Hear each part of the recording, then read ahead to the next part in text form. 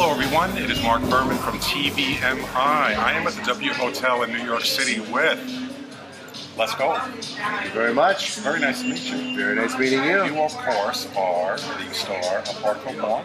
I am. And you are one of the stars. One of the people that's on it. We don't consider ourselves stars. Well, okay, we'll say you're the proprietor. There you go. There you go. Because obviously there's not a lot of room to do this, I'm going to talk to your son and daughter after I do you. So we'll put them up each day. Good luck to you. It should be interesting. Very. Congratulations on the show. Thank you very much. You know, it's been a heck of a ride. When I had gotten the email from your wonderful publicist, Linda Shaffron, would I be interested in doing this? I'm like, of course I would. I love the show.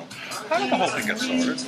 We were doing an event at the store, and the production company came in, right? And they go, wow, you know, this is a pretty great place. You have 1,000 customers that come in each and every day. Yeah. You have a dynamic family, right? And they left. 3 months later, they called up Seth and said, Seth, would you be interested in doing a reality show? Well, what does that entail? It entails that cameras will be following you around. He says, heck no, we're not going to do it. He walked into my office that day and said, Dad, I got a call from a production company. Right. What do you think about doing a TV show? I go, Seth, how big could it get? Let's do it. Is it obtrusive, or is it something that you learn to live with? Do you even notice the cameras? Right now, after 9th season, I don't notice the cameras at all. Was it strange initially? Well, originally, I mean, I'm just a pawnbroker. Right. The cameras being there was, you know, intrusive. Right. But after the first minute of my first loan, it was easy. Now, obviously, we're watching the show. We don't want to see people come in that are all like lovey-dovey. Everyone's happy. We want to see conflict. We want to see yelling. We want to see your body card. Then watch Hardcore Porn on Monday nights on truTV. It'll still give you that. Right. But is this really what the business is about? Is this a true look at what you do?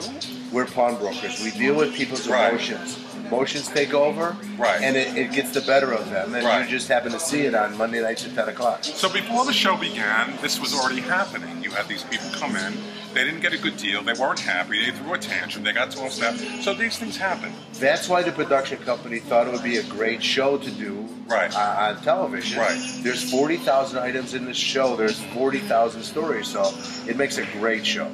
And do you actually, when the show's on, are you home watching? It's funny, on Monday nights, I sit with my wife in front of the television and we watch it. Is there anything that you've seen you're like, oh my God, I can't believe that happened, or I can't believe I did that, I can't believe he did that? Anything that you just I see that all the time. I mean, you know, I can't believe that my children act the way they do some days. I can't believe I have to step in the middle of it, and that's one of the things that I can't believe, you know? You know, as a fan of the show, and I am a fan, I've been watching since the inception, I personally would be, if I came in and said, let's say I have a watch on, how much is this worth? And you're not giving me what I think it's value in it.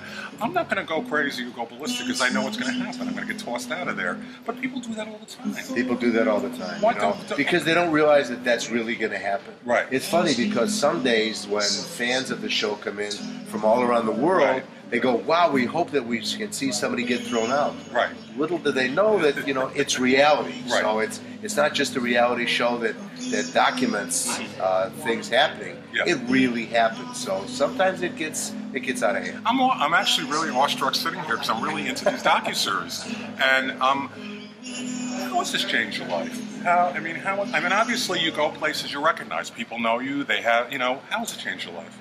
Well, it's made us, you know, people that as we walk down the streets, anywhere in the world, in Australia, in the Middle East, in Europe, you know, as we walk down the street, people recognize us, and it's very interesting to see their emotions when it comes to us.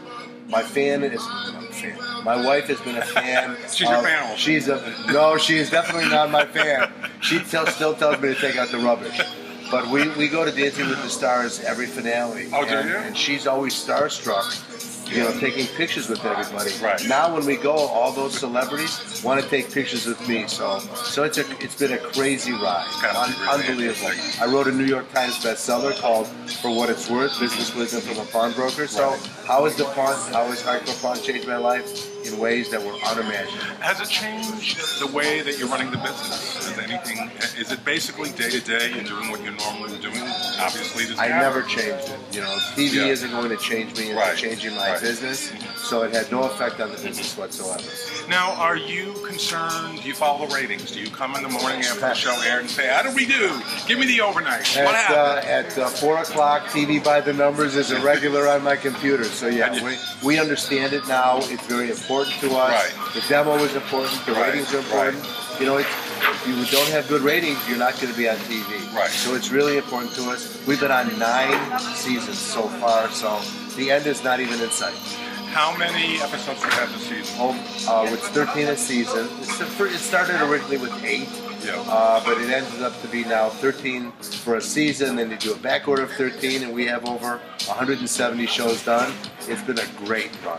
And are you committed to future seasons? Have they renewed it yet? We're committed to one more season according to our contract. Right. We're hoping with bated breath that they'll pick us up again. And you would continue to do this indefinitely? We'll do it until the wheels are off the car and we have to pull the car. It's really an interesting thing that, I'm now 64. At 59, my life changed in ways that were unimaginable. You know, it's interesting you say that because I remember the first time I interviewed Judge Judy, Judith Scheinlin. She had told me that she didn't start doing the show until she was in her 50s. I mean, she obviously had a successful legal career, and suddenly she's this mega TV star in her 50s. So, in other words, is there still hope for me to get recognized? There is hope for you. Right, because I'm in my 50s. Oh, perfect. So you're still in your prime. You haven't lost your prime yet. I'm not in late 50s. I'm still in the middle. So I'm still hoping to get recognized. What do you watch on TV? What do you like? I like reality shows. You know, it's one of those things that I watch because now I know how they actually are. Right. But I like how it's made. A show on science, I really enjoy it. Right. Do you watch anything like the reality competitions like Survivor? I watch all those. Survivor, Dancing with the Stars. I'm not a fan of The Bachelor. I'm sorry. I have to be honest, I'm not a fan of The Bachelor either. I just have a problem with love TV reality style. I don't think it's real. Could be. And I always get a little concerned at the end of the season. By the way, we're in the lobby of the hotel, so the glass is breaking. I think that's an angry person that didn't get the deal when he's smashing glass. Okay, I'll give you 20 for your watch. No, I have to talk about my watch to see if I can get about 30 grand for it to pay for Bob Mitzvah. But no, I don't really think relationships reality style are real. And I also think the end where there's 3 people left and they're kind of spending the night together, I'm like, you know, it's like a House of Ill Repute. It's sort of like a hardcore reality thing, right? We wouldn't call it hardcore. Right. Is there anything you've done on the show that you wish you didn't do? I'm sure as I look back through some of the seasons, you know, and you'll ask Seth and Ashley, I'm sure things will come to mind faster than me. Right. But you know what? I've had a great run. It's been a lot of fun, and the fun is only beginning. Right. So you've enjoyed this. There's nothing you regret. Nothing. You would do it again in a heartbeat. In a heartbeat. And you'll do it. Well, actually, I'm lying because we bought a fishing lure and we spent $3,000. If I had to do it all over again, I wouldn't give him $300. I got it. And what's the best deal you've ever done, you think? Well, there's been, you know, I've been in the business a long time, so there's always been some really good deals. Nothing great comes to mind, but I'm sure if I think for, you know, that's what happens when you're 64. Things don't come to mind as quickly. 64 is the new 44. Yeah, sure it is. No, it's not. My back is still hurting as we're sitting on the couch. And you're the 3rd generation of I'm the 3rd generation with my grandfather, who was my mom's dad. Right. My dad was lucky to get into the business. Right. And then me, and then, you know, Ashley and Seth. And you're a native of Michigan? I'm born and raised Detroiter. Which is where your home base is? Home base in Detroit. We're opening up other locations. We have another location in Pontiac, which is a suburb, and there's some other stores in the near future. Cool. Keep watching Hardcore Pawn and you'll see them. Cool. Well, I really want to thank you. I really enjoyed the show. Our website is tvmediainsights.com. We crunch ratings also. So check us out. We'll tell you how you're doing. I appreciate it. I can say from a personal or professional perspective, you're doing damn good. Thank you, Mark. You're doing damn good. We could be having this conversation in 5 years if you wanted to. Let's make a date. You have a deal. We're going to meet here in 2020. You're going to be talking about the show. You have a deal. Ultimate other spinoffs. You have a deal. Thank you very much. Thank you much. All the best to you. Thank you so much, and good luck with the Bar Mitzvah. Thank you. Bar Mitzvah. If you need to pawn something to raise the money to pay for it, call us. Well, you give me a good deal. American Jewelry and Loan or PawnDetroit.com. If I don't get the deal I want and I go ballistic, what are you going to do? Probably throw your ass out. I wouldn't do it. I'm afraid of you, actually. Now, I'm going to be talking to your son next, Seth. So okay. He'll be the next one, so thank you. Thank you very much. I will see you guys back tomorrow with the next person. Seth will be here. Got thank it. you very much. Thank you. All right. Take care.